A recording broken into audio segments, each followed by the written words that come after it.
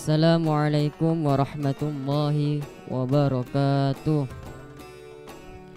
Alhamdulillah, Alhamdulillah, Alhamdulillah, wa syukurillah, wassalatu wassalamu ala rasulillah, la nabiyya ba'dah.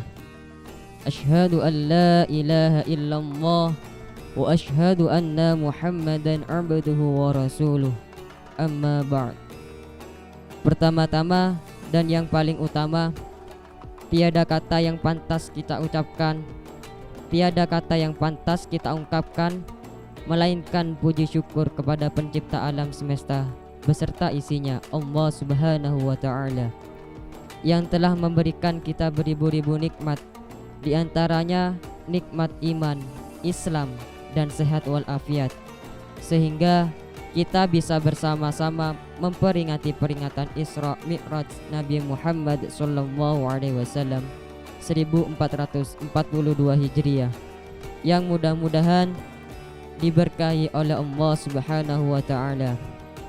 Tidak lupa sholawat beriring salam marilah kita sampaikan kepada kecintaan kita, idola kita, panutan kita, suri tauladan kita, Nabi Muhammad sallallahu alaihi wasallam, dan para keluarganya, sahabatnya, dan kita selaku umatnya, mudah-mudahan mendapatkan syafaatnya, amin ya rabbal alamin.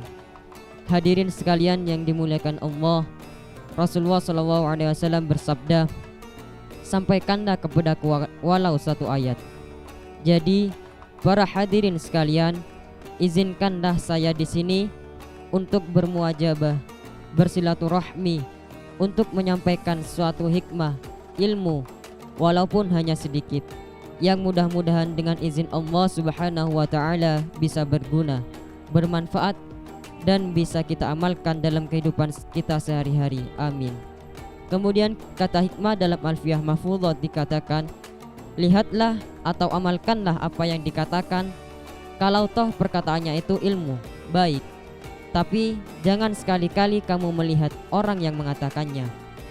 Para hadirin sekalian yang dimuliakan Allah Subhanahu wa ta'ala, bulan Rajab merupakan bulan yang sangat istimewa, di mana Rasulullah SAW diisra dan mi'rajkan oleh Allah Subhanahu wa ta'ala dari Masjidil Haram di Mekah hingga ke Masjidil Aqsa di Palestina, kemudian naik ke Sidratul Muntaha, yaitu langit yang ketujuh, yang jarak semuanya sampai jutaan kilometer, tetapi dilakukan hanya perjalanan satu malam saja dengan mengendarai buruk.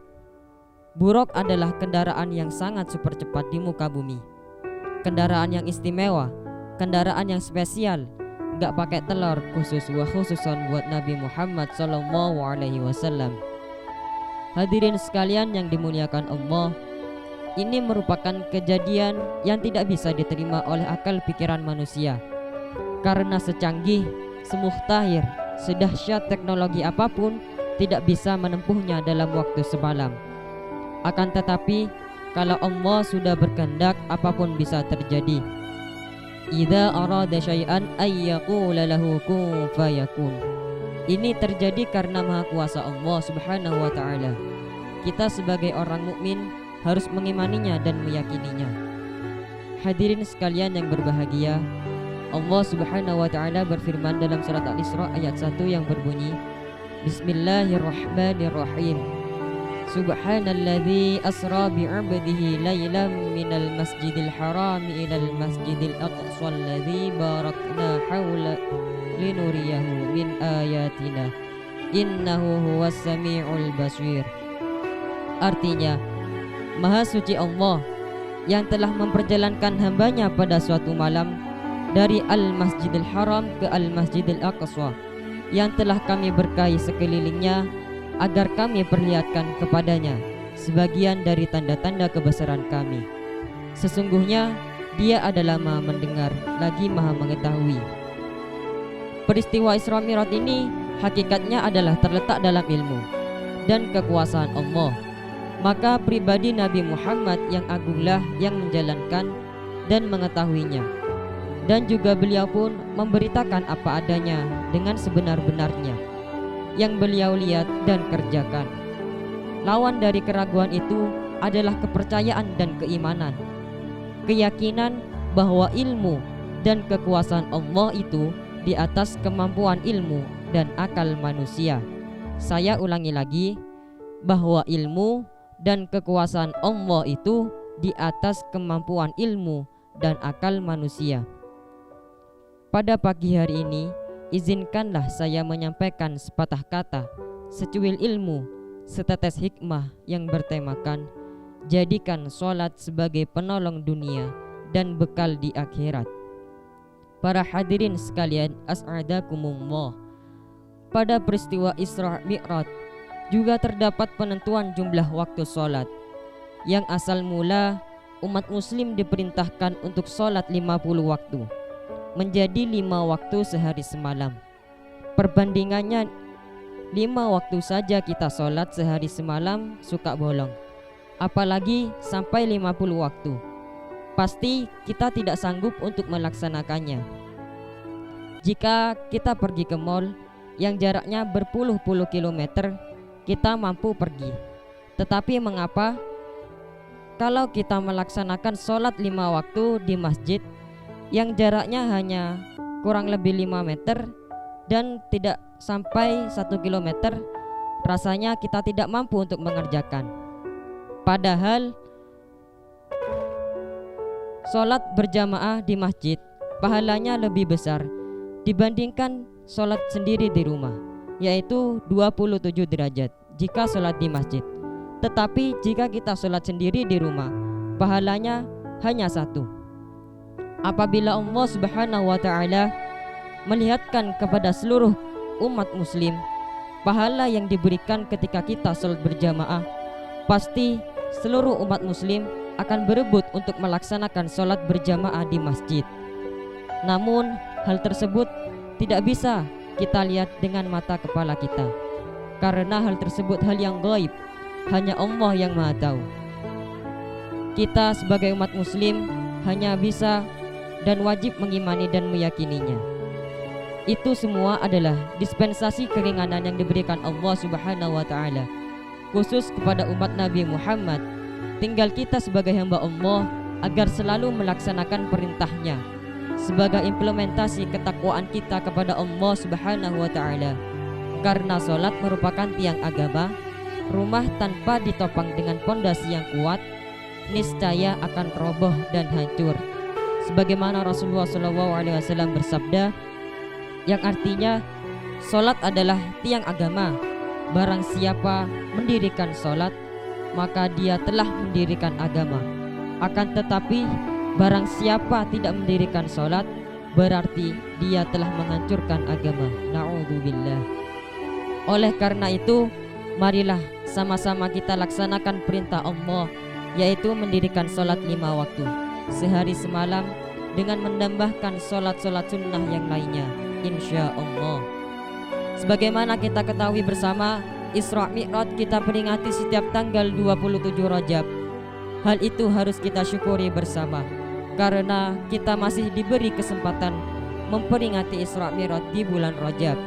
Dan kita sama-sama berdoa kepada Allah agar bertemu dengan bulan Ramadan dan dapat menjalani ibadah puasa Ramadan.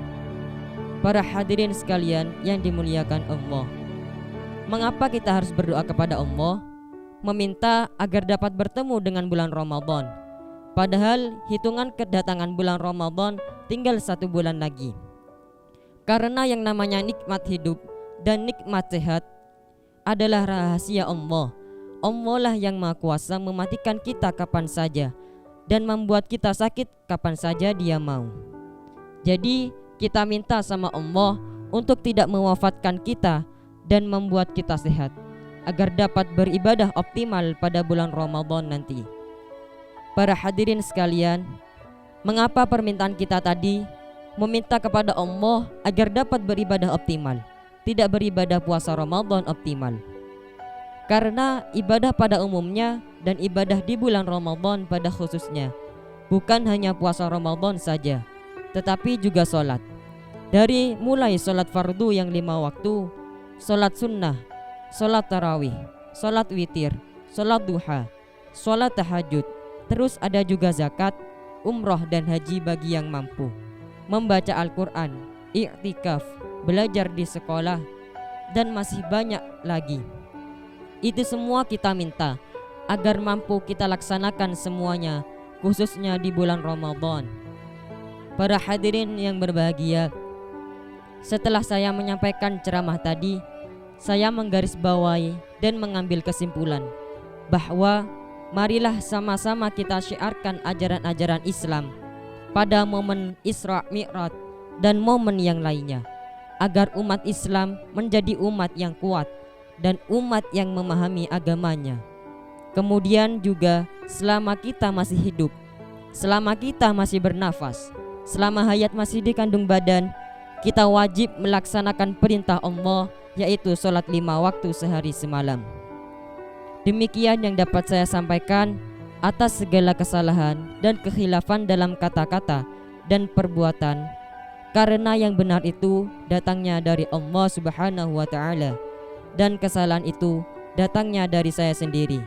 Mohon dibukakan pintu maaf yang seluas-luasnya. Kalau ada sumur di ladang, boleh kita menumpang mandi. Kalau ada umur kita panjang, insya Allah saya akan ceramah dan tampil lagi di sini. Ihdinas syiratal mustaqim. Wassalamualaikum warahmatullahi wabarakatuh.